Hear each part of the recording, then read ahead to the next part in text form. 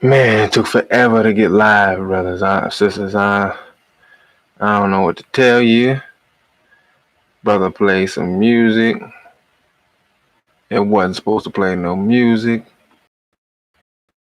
So here I am again, live, I think. Back live. Let me see. I'm back live. It's gonna be a little. So here I am again. Back live. Live, I think. I'm back. Okay. Okay. Live. All right. I'm back. Okay. Make sure somebody snitched on me that fast.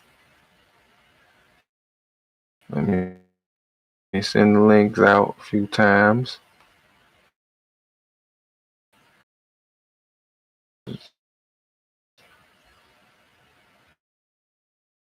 To my peoples.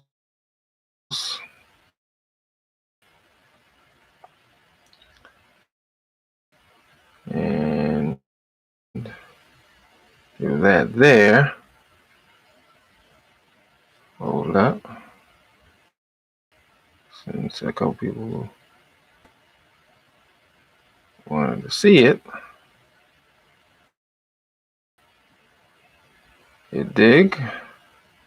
And let me put it on Facebook. They can go on Facebook at the same time. But I don't want to. Sonya Lowry, my man. Tony Broder. Love him. Shout out to Tony Broder. For you all who thought the episodes was uploaded to YouTube, you all are fools. Because that ain't finna happen.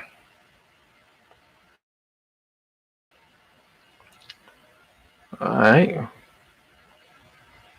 Put that there. And you know what? I put that on the Get You Into My Pocket Facebook channel as well.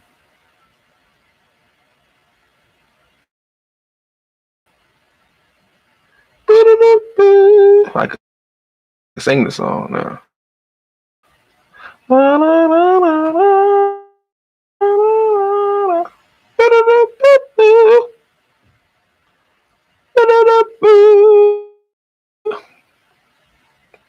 Oh, that's how you do it right here. And then you share it to all the groups. I get it.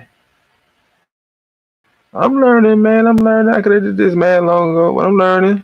It's all good. It's all to the good. I love y'all. Hold on. I ain't done yet. Hold on. I'm just trying to make sure this is straight. Of course. And it's straight. Bam, bam, bam, bam, bam, bam, bam. All right. We ready to roll. All right, what's going on, y'all? It's your main man, Mr. X, giving you what you want to give you what you need. I am here to talk about the Last Dance documentary that's going on about the Chicago Bulls, 1998 Chicago Bulls, and their 6th NBA championship. I was 15 years old at that time. I lived and breathed every game almost. I lived in Maryland at the time. WGN channel, the news channel that shows Chicago Bulls games, Cubs games, White Sox games, so on and so forth. I was pretty much there every game. My high school team, North Carolina High School, my brothers and sisters who were from North County during that time, I remember we were terrible. We were 4-20. So I needed the Bulls to keep me like sane because I was a horrible loser. And that's what all we did. We just lost. When you win 4 games at 24, you're a terrible team. We had pretty good talent. It's the horrible coach. If you're watching, Coach Wilson, you wasn't a good basketball coach. You was great at football, but you wasn't a good basketball coach. Be it as it may, I remember the season like it's yesterday. And if I had to start Honestly, if I had to start all over again, my life, and they said pick a year, and I said I wouldn't do high school again. I said I'd start freshman year in college. But if I had to pick a year in high school, it'd probably be that sophomore year. Um, First year of varsity basketball, uh, and I remember coach telling me that I had to dominate games the way I did the year before in JV, like take them over. And I thought, wait a minute, man, I'm just a kid. You got juniors and seniors in front of me have got that experience. I shouldn't be needing to carry nobody. But that's exactly what happened. That's exactly what happened. That's why we went 4-20. uh, um, but we gradually got better. In my senior year, we went to our first county championship. But again, going back to the '98 Bulls, um, I watched every game, and when we lost, I needed to go home and see the Bulls win.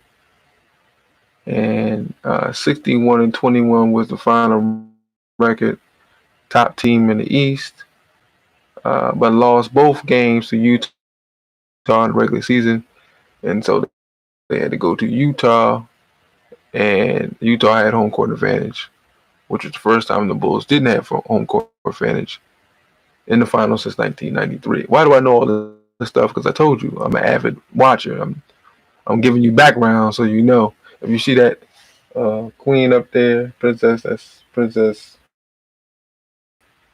What's her face? The only one they had on Disney ever. And so we put her up on the wall, and then we got deeper into consciousness. And so eventually you'll see Nzinga, and because I got another daughter coming in a couple weeks that I'm going to be delivering home, because we're not going to nobody's hospital, whether they packed, whether they ain't. I don't care. We ain't going. But anyway, there's a miniseries called The Last Dance, dealing with the Chicago Bulls, Phil Jackson, the management, and so on and so forth. So what the documentary does, and which all documentaries should do, is take said audience back to the time of the events. There's a myriad of hundreds of thousands of documentaries, I presume. I think there was up around that many, maybe thousands of documentaries. If you look at each individual subject matter, combine them all, you've got a whole lot of documentaries. And because it's recent past and the technology is not so bad, you're not talking about the 1960s and stuff like that. In terms of quality of video and audio, you got real good film. As a matter of fact, you can take that film in HD that all the way to be damned.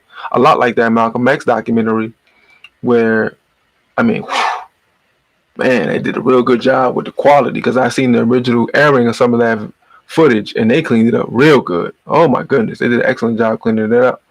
And so nowadays you can see things and it look like it's live happening right now, like the interviews with Jordan's pop. Jordan Pop died in '93, but the way they cleaned it up, and kudos to the producing, they made it seem like they interviewed him yesterday, and getting access to all the footage going through it, and basically have him discussing exactly what they were discussing at that point of the documentary. You know what I'm saying? Which I thought was awesome, because they had up to date. Mrs. Jordan is still alive.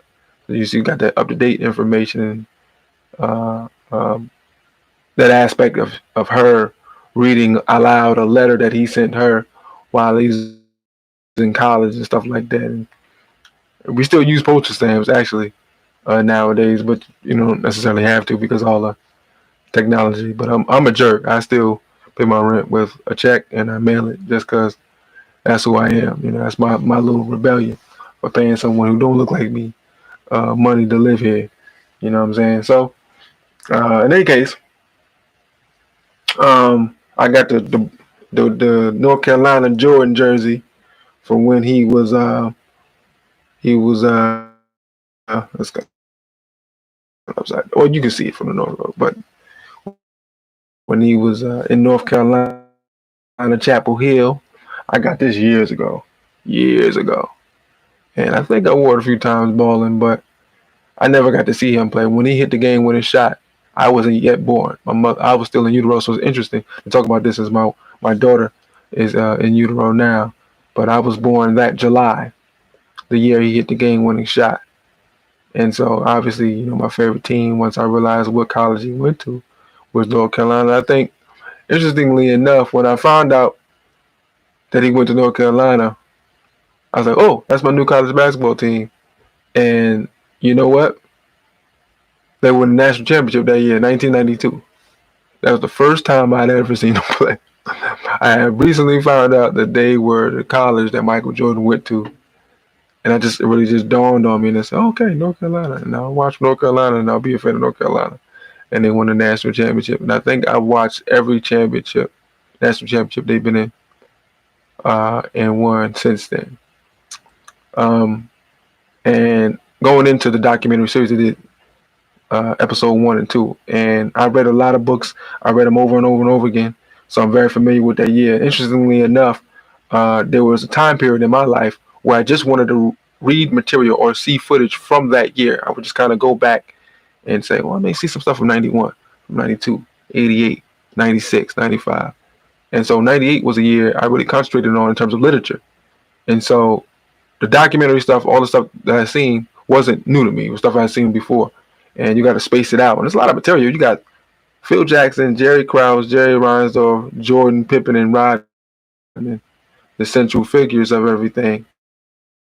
And even Steve Kerr. Steve Kerr had a father that was a political figure who was assassinated. His father was, he never talks about that, but his father was assassinated. I forget the details of it, but he was a whistleblower. One of the white liberals. And this is why Steve Kerr speaks so liberally against Donald Trump. You look that up. His father was a dignitary of sorts. Very well known, very well respected, and highly intelligent. He had a very, very important job, an influential job. And he was going to sing on some things. He was a legit activist. And he victim of an assassination. And it never really got cleared up. You know what I mean? Like most assassinations, it was a political assassination that they just said, hey man, you might not want to pursue this. This is not something you want to do. You just want to take this L. I don't know if he was awarded any money. You know how these things go. But it was like, basically, your father's doing too much. He's ruffling feathers. And it's easier to get you overseas, man. If you're going to ruffle feathers over here. You got like 10 to 15% more chance of living longer. But I think he was in Iraq and all that, man. He was into some heavy stuff. I forget his name, maybe John Kerr or something like that. But anyway, look that up. It's very, very interesting stuff. Steve Kerr's background, and that's something to look at. But he's not one of the central figures. So I don't know if they'll go into his life because it's, like I said, it's 10 episodes. They may, and it will be very interesting. But in any case, they dealt with Michael Jordan. They started off, boom, Michael Jordan. They made the contrast between Michael in 82 and Michael in 97 and Michael, ultimately in 98. And again, this isn't just a breakdown of the episodes because I'm going to do every 2 episodes, whatever episode they release, I'm going to try to do a video on it. Now, I'm trying not to get too ahead on things. You see, I don't want to be like, giving you, I'm going to say spoilers, but This is 22 years ago. I remember it like it was yesterday. So it was kind of like Jordan and them just finished playing to me in my mind. So any part that comes up is like, oh, I remember that. And I can go in detail just like they did. And I'm trying to pick out certain things and come at, you know how I do is get you into my pocket. I come at it from a racial perspective. So there's certain aspects of it I'll deal with in terms of the race situation. But at the same time, I'm going to give you background because, you know, it's like, damn, this dude really knows the game. He really knows the Bulls. He really knows that time. You know, for instance, naming all the players. You got up front in the backcourt, Pippen, Rodman, Longley. Behind them during that time, let's see, Randy Brown, Steve Kerr, Judd Bushler, Tony Kukoc, Bill Wennington, Joe Klein, Keith Booth, Scott Burrell. That's pretty much your team. I remember the games. I remember the styles. I don't necessarily remember all their colleges, but you know, I remember their roles, whether they knew the offense or they didn't, whether they can play long periods of time, whether they played in the playoffs or not. It's just all in here. I don't know why it's a curse. I don't know, but God gave me all that information. So 22 years later, like I kept saying in the series, it's going to do a documentary, and I'm going to be able to break it down from the racial perspective. So first episode, they dealt with Jordan and his time in North Carolina and from North Carolina to Chicago and the excitement he brought there. And we've seen that with LeBron James. We haven't seen anything like that since LeBron James, right? Shaq had a lot of momentum. Not Kevin Durant.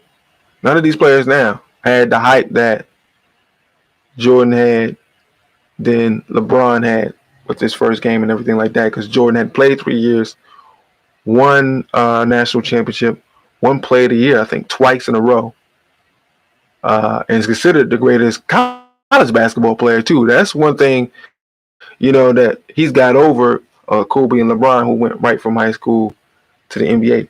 Jordan was the best high school player. You can argue he was the best high school player ever. You can argue he's the best college player, and certainly the greatest pro player. So that's the things that Michael got on him. And when he was in college, you know, James Wilder talked about how good he was, and James being the top player their freshman year, and then James leaving. Come on now. Okay, we back. I think we back. Okay, we back. Being the best player in the country during that time. I believe he was a junior. No, he was a senior. No, I think he was a senior. And, you know, he went to LA, you know what he did in LA. So Jordan became the man in sophomore and junior years, and then after his junior year, like I said, he left and went to Chicago. See, now in North Carolina, he mentioned it a little bit, and this is interesting, right? Because I don't think anybody caught this.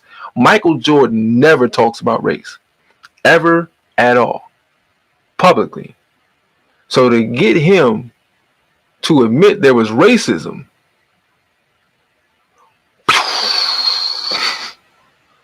like all the hankering, and let's look at it from the perspective of the activist movement, the brothers and sisters on the street and the ground.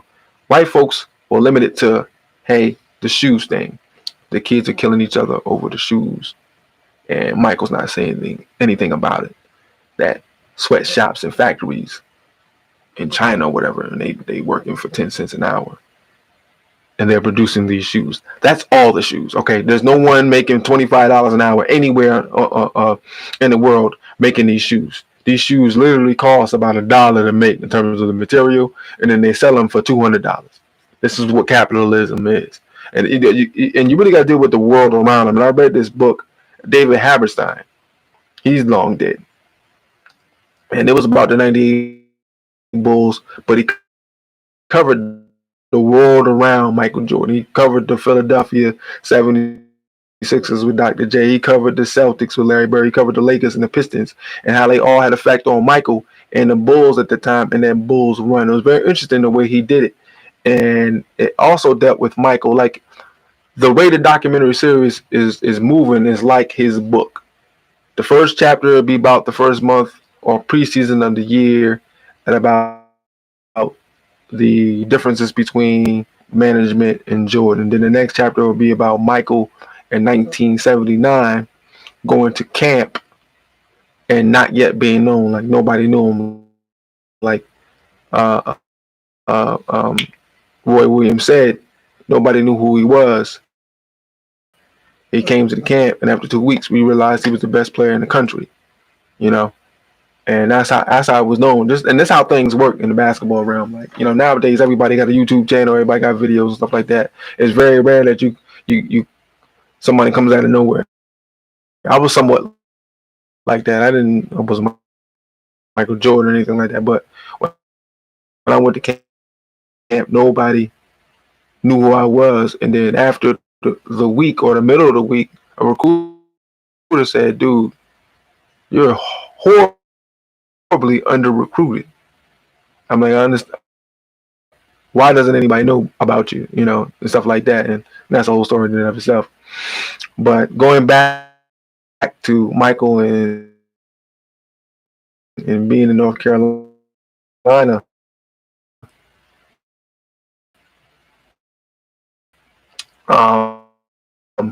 he talked about racism. He said there was racism. But there's always a but. See, when he talked about the family values of the Jordan family, competition, working hard, not being easily defeated, and so on and stuff like that. You know, strong Christian values, basically what they are. South live to those tenets, and the reality is they slipped away from racism. Now, understand, when you doing documentaries, as I've done one with my wife, when we try to get her going pro and understanding what it takes to do it, you interview somebody for 3 or 4 hours, and you take bits of that interview and put it in your documentary series. So when this controversy comes out, because Michael's worried about the perception of him and all that other stuff, you ain't playing no more, dude. And the people that buy your shoes don't care anyway. They're assholes too. We're all assholes, man. It's a fact. They're not gonna stop wearing your shoes, bro. You good. But that but thing, to stay away from talking about racism. And they said, and it was great. That was the best picture I ever seen of Michael, of him being like 8 years old, looking at the white kid like this. Now I'm sure he probably wasn't looking at him like that for the obvious reasons. They might have just called him as he was turning to looking at him. Maybe he said something, maybe he told a joke, or maybe he farted out. Who knows? But it was a great picture because it's a microcosm of the macrocosm of society, right? We all should be looking at white folks in that manner every day, all day. We're in this country, and we have to have this fake type of relationship where it's tacky. Neely Fuller talks about this, the tacky relationship amongst blacks and whites. It's tacky. Like, I know I'm dominating you. I know I got all this wealth and resources and you don't, and I feel bad. So every now and then I'm gonna give you a biscuit, I'm gonna give you a piece of pie, I'm gonna give you a piece of pizza, but I'm never gonna give you the means to ever challenge me in regards to resources I have. So you have to be nice to me, and I gotta act like I like you, and we're having this tacky kind of relationship thing here going on, and it's just weird, okay? And so he's like, that put the fire in me to play, but everything put the fire in him to play basketball, right? I know George he interviews the same way as he did 30 years ago. So, yeah, 30 years ago, 88, the same time, same way. His interview style is the same way as if he was playing. He does not want to hurt his brand. And so talking about racism just a bit. This is a black man. He knows all about racism. Knows all about the hatred. Knows all about the hangings, the burnings, the castrations. He knows all about the sodomizations. He knows all about it. Trust me. His father told him about it. He just don't want you to know. He knows. Because that would validate you all them years saying Michael was never cared about black people. The grassroots organizations like Michael were dying in Chicago, right across the street. Shout out Adriana. When we went down there and seen the center, the hood is right there. It's right there. United Center, Chicago Stadium, it's right there. Like you can leave the game